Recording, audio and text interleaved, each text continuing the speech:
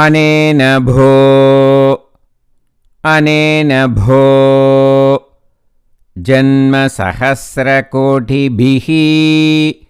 जन्मसहस्रकोटिभिः कृतेषु पापेष्वपि कृतेषु पापेष्वपि निष्कृतिः कृता निष्कृतिः कृता यदग्रहीन्नाम यदग्रहीन्नाम भयाकुलो हरेः भयाकुलो हरेः इति प्रभो त्वत्पुरुषा बभाषिरे त्वत्पुरुषा बभाषिरे. Now again let us repeat. अनेन भो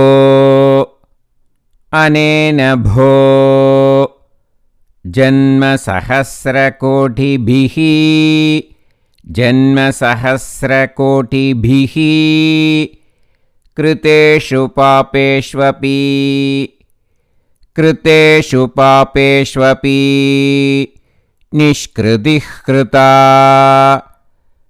निष्कृतिः कृता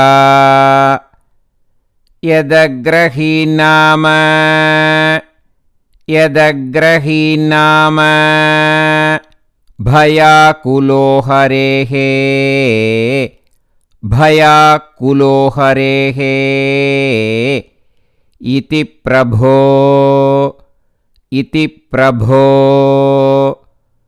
त्वत्पुरुषा बभाषिरे त्वत्पुरुषा बभाषिरे.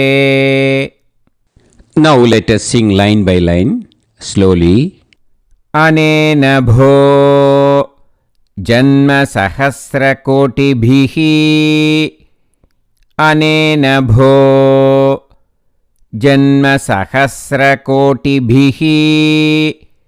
कृतेषु पापेष्वपि निष्कृतिः कृता कृतेषु पापेष्वपि निष्कृतिः कृता यदग्रहीन्नाम भयाकुलो हरेः यदग्रहीन्नाम भयाकुलो हरेः इति प्रभो त्वत्पुरुषा बभाषिरे इति प्रभो त्वत्पुरुषा बभाषिरे. Now again let us sing line by line slowly. अनेन भो जन्मसहस्रकोटिभिः अनेन भो जन्मसहस्रकोटिभिः कृतेषु पापेष्वपि निष्कृतिः कृता कृतेषु पापेष्वपि निष्कृतिः कृता यदग्रहीन्नाम भयाकुलो हरेः यदग्रहीन्नाम भयाकुलो हरेः इति प्रभो त्वत्पुरुषा बभाषिरे इति प्रभो त्वत्पुरुषा बभाषिरे. Now let us sing the full sloka slowly. अनेन भो जन्मसहस्रकोटिभिः कृतेषु पापेष्वपि निष्कृतिः कृता यदग्रहीन्नाम भयाकुलो हरेः इति प्रभो त्वत्पुरुषा बभाषिरे.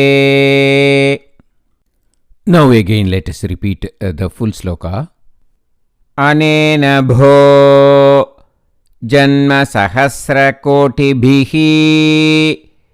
कृतेषु पापेष्वपि निष्कृतिः कृता यदग्रहीन्नाम भयाकुलो हरेः इति प्रभो त्वत्पुरुषा बभाषिरे. And now let us practice how we should sing in the Parayanams. This version will be little bit faster, okay? अनेन भोजन्म सहस्रकोटिभिः कृतेषु पापेष्वपि निष्कृतिः कृता यदग्रहीन्नाम भयाकुलो हरेः इति प्रभो त्वत्पुरुषा बभाषिरे. सर्वत्र गोविन्दनाम संकीर्तनं गोविन्द गोविन्द. गुरुवायूरप्पा चरणम्.